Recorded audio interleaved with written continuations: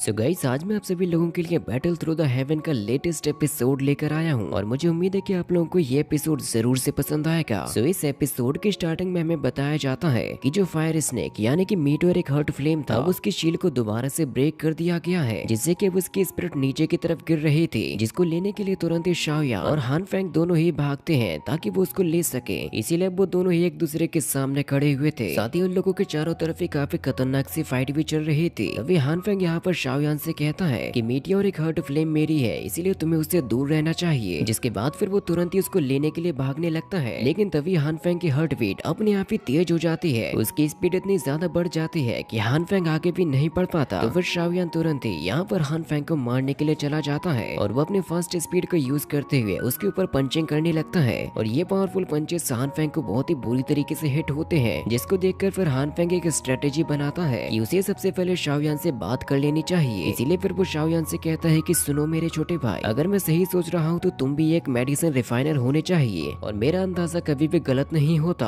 और जब क्योंकि तुम भी एक मेडिसिन रिफाइनर हो तो तुम्हें इस जानकारी के बारे में तो पता होगा ही कि किसी भी एक इंसान की बॉडी के अंदर केवल एक तरीके की ये फायर एग्जिस्ट कर सकती है, और अगर तुम जबरदस्ती अपनी बॉडी के अंदर कोई अलग सी फायर लेकर आओगे तो तुम तो जानते ही हो कि उससे कितना बड़ा खतरा हो जाएगा। उन बॉडी फायर्स के टकराने की वजह से शायद तुम्हारी बॉडी एक्सप्लोड भी कर जाएगी। इसीलिए मुझे लगता है कि तुम्हें इस काम में मेरा साथ देना चाहिए। अगर तुम मुझे यहाँ से ये मीटियोर एक हर्ट फ्लेम ले जाने दोगे तो इसके बदले में मैं तुम्हें 6th ग्रेड का एक एलिजर दे दूंगा जिसका तुम यूज कर पाओगे। तो शाओयान उससे मुस्कुराते हुए कहता है कि अगर ऐसी बात है तो तुम ये मीटियोर एक हर्ट फ्लेम मुझे क्यों नहीं ले जाने देते। तो हान फेंग कहता है कि फिर मुझे इसके बदले तुम्हारी बॉडी फायर चाहिए, और फिर वो तुरंत ही अपने पावर्स का यूज करते हुए यहाँ से शाओयान के साथ में फाइट करने के लिए चला जाता है। तो फिर शाओयान भी ऐसा देखकर कहाँ पीछे रहने वाला था, वो भी अपनी फुल पावर के साथ में फ्लाइंग करते हुए हान फेंग के साथ में फाइट करता है, जिसके पावर ब्लास्ट काफी दूर से भी देखने को मिल रहे थे। और फाइट करते हुए हान फेंग शाओयान से कहता है कि जब मैं इस फील्ड में अपनी पूरी पकड़ जमा चुका था तब उस वक्त तुम अपनी माँ का दूध पी रहे थे, इसीलिए उन दोनों की ये फाइट और भी ज्यादा गजब तरीके से बढ़ती जाती है। और हान फेंग का एक्सपीरियंस उसको थोड़ा सा अपर लेवल पर ले जाता है, लेकिन हान फेंग को भी पता था कि वो कभी भी शाओयान को नहीं हरा पाएगा। वो उसको टक्कर तो दे सकता है, लेकिन हराने में उसके भी पसीने छूट जाएंगे। इसीलिए अब चाहे उसको यहाँ पर अपनी पूरी ताकत का इस्तेमाल क्यों ना करना पड़े, लेकिन वो कहता है कि इस बार वो शाओयान को हरा कर ही रहेगा। इसीलिए वो अपनी टेक्निक को यूज करते हुए अपनी फुल बॉडी एनर्जी को बाहर निकालने लगता है, जिससे कि अब आसमान में ही काफी ऊंची लहर उठ चुकी थी। शाओयान के मास्टर याओ लाओ उससे कहते हैं कि इसने तो फायर कंडेंसेशन फॉर्म को बना लिया, और हान फेंग की ये पावर एक्सट्रीमली डरावनी है क्योंकि इसका सामना कर पाना बहुत ही ज्यादा मुश्किल है। हान फेंग कहता है कि बच्चे, अब तुम्हें तुम्हारी असली औकात पता चलेगी कि तुम्हारा ग्रीन लोटस हर्ट फ्लेम ज्यादा पावरफुल है या फिर मेरी सी हर्ट की फ्लेम ज्यादा पावरफुल है। और वो अपनी सी हर्ट फ्लेम को सीधा अटैक कर देता है शाओयान के ऊपर, जिसका सामना करने के लिए शाओयान भी अपनी ग्रीन फ्लेम को यूज करने लगता है, जिसके जरिए वो फाइनली अपने फायर लोटस हर्ट को बना लेता है। और इस तरीके से वो भी अपने कंडेंसेशन फॉर्म को यूज कर रहा था। शाओयान हान फेंग से कहता है कि तुम्हें क्या लगता है, क्या तुम ही इस टेक्निक को यूज करना जानते हो। और वो सीधा अपने लोटस को ट्रिगर कर देता है उस सी फॉर्मेशन को खत्म करने के लिए। और उन दोनों ही टेक्निक्स के आपस में टकराने की वजह से यहाँ पर चारों तरफ ही पावर्स का बवंडर फैल जाता है, क्योंकि शाओयान ने हान फेंग के फॉर्मेशन को ब्रेक कर दिया था। इसीलिए वो उससे कहता है कि अब तुम्हें पता चल गया होगा कि असली ताकतवर कौन है। हान फेंग को तो अपनी आंखों पर यकीन ही नहीं होता कि इस कल के आए लड़के ने उसके फॉर्मेशन को ब्रेक कर दिया। इसीलिए वो चिल्लाते हुए शाओयान से कहता है कि मुझे ये बताओ, क्या कर तुम किस टेक्निक को प्रैक्टिस कर रहे हो, क्योंकि बड़े बड़े योद्धा मेरे फॉर्मेशन को ब्रेक नहीं कर पाते। तो शाओयान उससे कहता है कि क्या तुम अभी तक नहीं समझे, क्योंकि वो कल्टीवेट कर रहा है नेचुरली कंप्लीट बर्निंग ट्रिक को, जिसके बारे में आज तक ज्यादा लोग तो जानते ही नहीं थे। इसीलिए हान फेंग शाओयान से कहता है कि तुम्हें इस टेक्निक के बारे में आखिर किसने बताया। तो फिर तभी मास्टर याओ लाओ शाओयान से कहते हैं कि उसे कभी ना कभी तो इसके बारे में पता चलना ही था, इसीलिए क्यों ना हम लोग उसको यहाँ पर एक सरप्राइज दे दे। मास्टर याओ लाओ शाओयान की बॉडी में ट्रांसफॉर्म हो जाते हैं, जिनको देखकर हान फेंग के तो होश ही उड़ चुके थे। वो कहता है कि मुझे यकीन नहीं होता कि तुम अभी तक जिंदा हो। तो शाओयान हान फेंग से कहता है कि तुम्हारी वजह से मुझे इतने अच्छे मास्टर मिले जिन्होंने मुझे कल्टीवेशन करना सिखाया, क्योंकि अगर तुमने उन्हें धोखा ना दिया होता तो मैं यहाँ पर ना होता। क्योंकि इस सीरीज के फर्स्ट एपिसोड में ही हान फेंग ने अपने मास्टर याओ लाओ को अपने हथियार से खत्म कर दिया था, क्योंकि वो चाहता था कि नेचुरली कंप्लीट बर्निंग ट्रिक को मास्टर याओ लाओ उसी सिखाए। लेकिन मास्टर याओ लाओ ने ऐसा नहीं किया था, जिसकी वजह से हान फेंग ने अपने ही हाथों से अपने मास्टर को मार दिया। और इन्हीं सारी चीजों के बारे में सोचते हुए हान फेंग शाओयान से कहता है कि ये सब कुछ तुम्हें उस बूढ़े इमोर्टल ने सिखाया। मुझे तो लगा था कि मैंने उस गद्दार को उसी वक्त मार दिया, लेकिन अब किस्मत का खेल देखो, मेरे दोनों ही दुश्मन मेरे सामने खड़े हुए हैं। तो शाओयान उससे कहता है कि रुको जरा, सब्र करो, तुम्हारे पास में ये टेक्निक तो होगी ही नहीं। जिसको देखकर हान फेंग कहता है कि ये सारी की सारी पावर्स तुम तुम्हें उस बूढ़े इमोर्टल ने दी है। जिन टेक्निक्स को सीखने का हकदार मैं था वो सारी की सारी टेक्निक्स उसने तुम्हें दे दी। मुझे यकीन नहीं होता वो बर्निंग टेक्निक को तुम्हें कैसे सिखा सकता है। हान फेंग कहता है कि अगर याओ लाओ को ऐसा लगता है कि तुम मुझसे ज्यादा बेहतर हो, अगर उसने ये बर्निंग टेक्निक मुझे पहले ही सिखा दी होती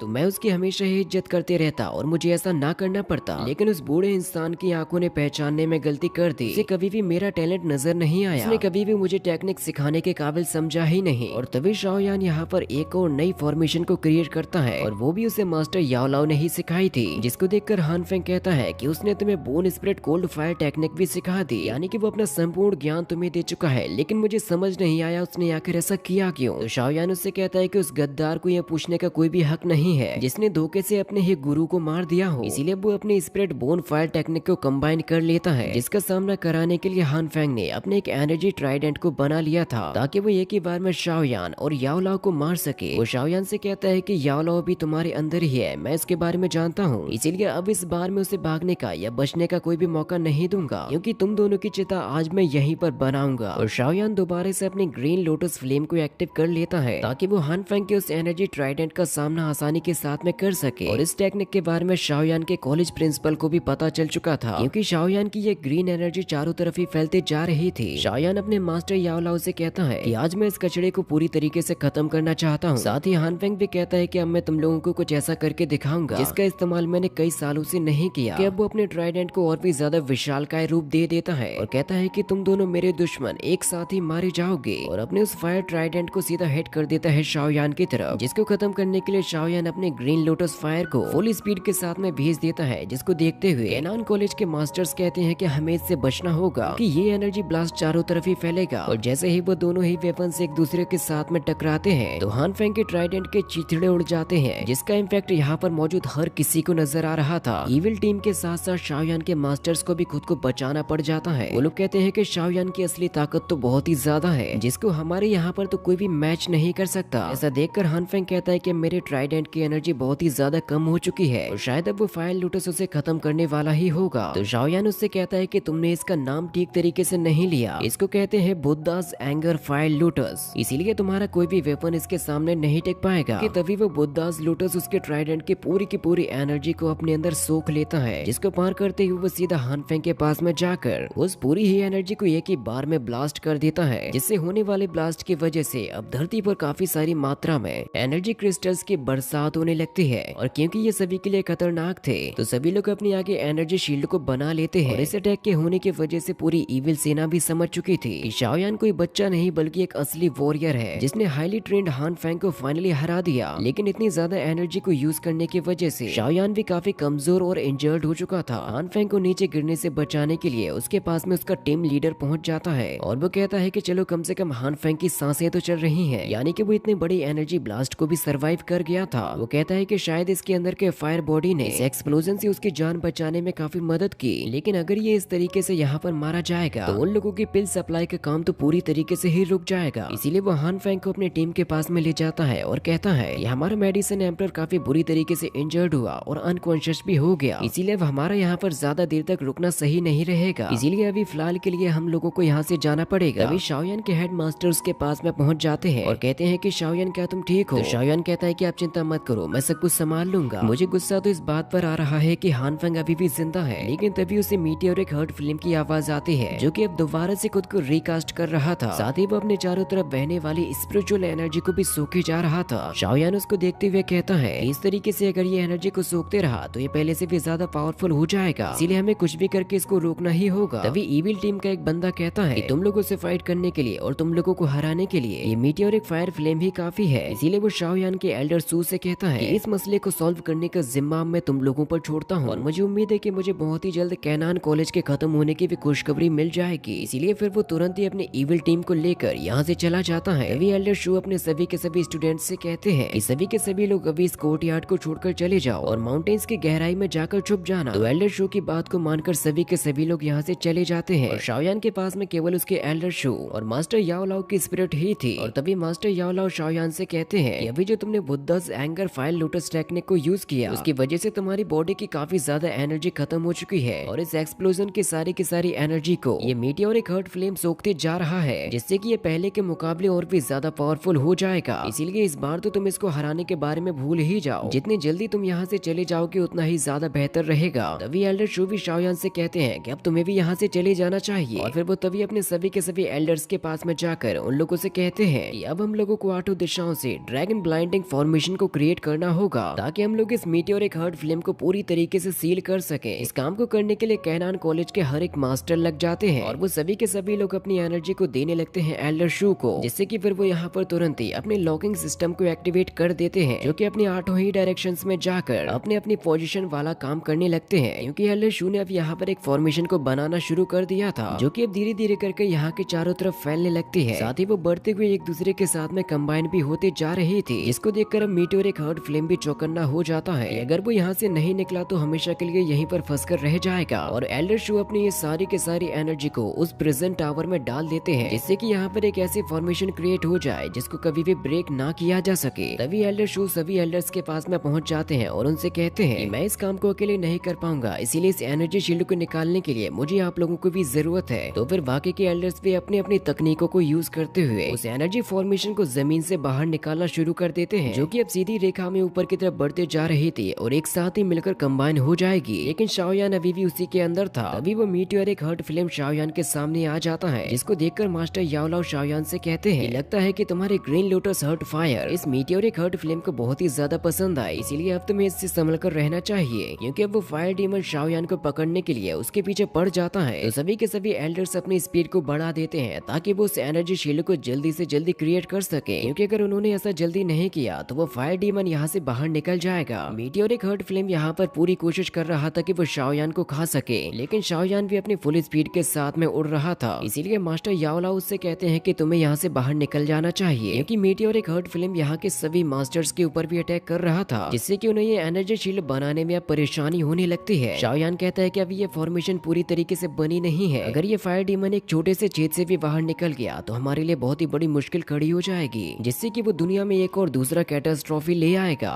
इसीलिए वो उस मीटियोरिक हर्ट फ्लेम को यहीं पर घुमाते रहता है ताकि वो यहाँ से बाहर ना निकल सके। कई बार तो वो शाओयान के एकदम करीब भी पहुंच जाता है और इस चेसिंग को बाहर खड़े हुए सभी के सभी लोग देख रहे थे, क्योंकि अब ये मीटियोरिक हर्ट फ्लेम बहुत ही ज्यादा एग्रेसिव हो चुका था। लेकिन शाओयान अभी भी हार मानने को तैयार नहीं था, इसीलिए वो तेजी के साथ में धूल वाली जगह की तरफ बढ़ने लगता है और उसी के पीछे पीछे ये मीटियोरिक हर्ट फ्लेम भी पहुंच जाता है और उसके अटैक को तुरंत ही शाओयान डॉज करते हुए यहाँ से ऊपर की तरफ बढ़ने लगता है, क्योंकि अब फॉर्मेशन को भी बंद होने में अब थोड़ा सा ही टाइम बचा हुआ था। शाओयान कहता है कि चलो फाइनली ये खत्म होने वाला है, लेकिन तभी वो मीटियोरिक हर्ट फ्लेम अपनी फायर को शाओयान के ऊपर अटैक कर देता है, जिससे कि उसके एनर्जी विंग्स जल जाते हैं और वो सीधा नीचे की तरफ ही गिरने लगा था। उसे खुद ही ये समझ में नहीं आता कि आखिर ये हुआ क्या। और तभी वो डीमन स्नेक भी अपना मुंह खोलकर शाओयान को निगल जाता है। शाओयान कहता है कि मुझे भरोसा नहीं होता कि अब तो एक शिकारी ही शिकार बन गया, ना तो वो हान फेंग को मार सका और ना ही इस हर्ट फ्लेम को रोक सका। इसीलिए वो मास्टर याओलाओ से माफी मांगता है कि मुझे माफ कर दो, क्योंकि ये मीटियोरिक हर्ट फ्लेम शाओयान को खाने के बाद बहुत ही तेजी के साथ में इस एनर्जी शील्ड से टकराता है, लेकिन वो उसके पार नहीं जा पाता। लेकिन कम से कम उन लोगों ने इस मीटियोरिक हर्ट फ्लेम को तो रोक ही लिया था और शाओयान के मारे जाने की वजह से उसके सभी के सभी साथी बहुत ही ज्यादा दुखी हो जाते हैं। वो लोग देखते हैं कि ये मीटियोरिक हर्ट फ्लेम बाहर निकलने की काफी कोशिश कर रहा है। एल्डर शू कहते हैं कि चाहे इस बार मेरी पूरी एनर्जी क्यों ना चली जाए, लेकिन मैं इस दानव को अनंत काल के लिए कैद करके रख दूंगा, क्योंकि ये मीटियोरिक हर्ट फ्लेम बहुत ही ज्यादा एग्रेसिव होकर शील्ड को ब्रेक करने की कोशिश कर रहा था। तो एल्डर शू एक ही बार में इतने बड़े शील्ड को एक छोटे से सील में बदल देते हैं, जिसे वो प्रिजन टावर में हमेशा के लिए ही कैद कर देते हैं। और ऐसा होने की वजह से अब सभी एल्डर्स को चैन की सांस आई थी। और फिर एल्डर शू सभी लोगों से कहते हैं कि आज के बाद से कोई भी कभी भी इस रिफाइनिंग टावर के करीब भी नहीं जाएगा, फिर चाहे वो कोई भी स्टूडेंट हो या फिर मैं खुद ही क्यों ना हूँ, मुझे भी इसके करीब अब जाने की इजाजत नहीं है। वो कहते हैं कि शाओयान मेरे कैनान कॉलेज का आज तक का सबसे अच्छा स्टूडेंट था और उसका नाम हमारे कॉलेज के इतिहास में स्वर्णिम अक्षरों में लिखा जाएगा। उस जैसा वीर योद्धा ना तो आज तक देखा गया और शायद कभी देखा भी नहीं जाएगा। एक ऐसा जिद्दी लड़का जिसने अपनों को बचाने के लिए अपनी ही जान गंवा दी। और इसी रिफाइनिंग टावर के अंदर गिरते हुए हमें शाओयान को दिखाया जाता है, जो कि अनकॉन्शियस होकर नीचे की तरफ गिर रहा था और वो हमेशा हमेशा के लिए यहाँ पर कैद हो चुका है। क्या शाओयान यहाँ से निकल पाएगा या नहीं, वो आप लोग मुझे कमेंट में बताओ। और इसका नेक्स्ट एपिसोड देखने के लिए आप लोग जल्दी से चैनल को सब्सक्राइब कर दो।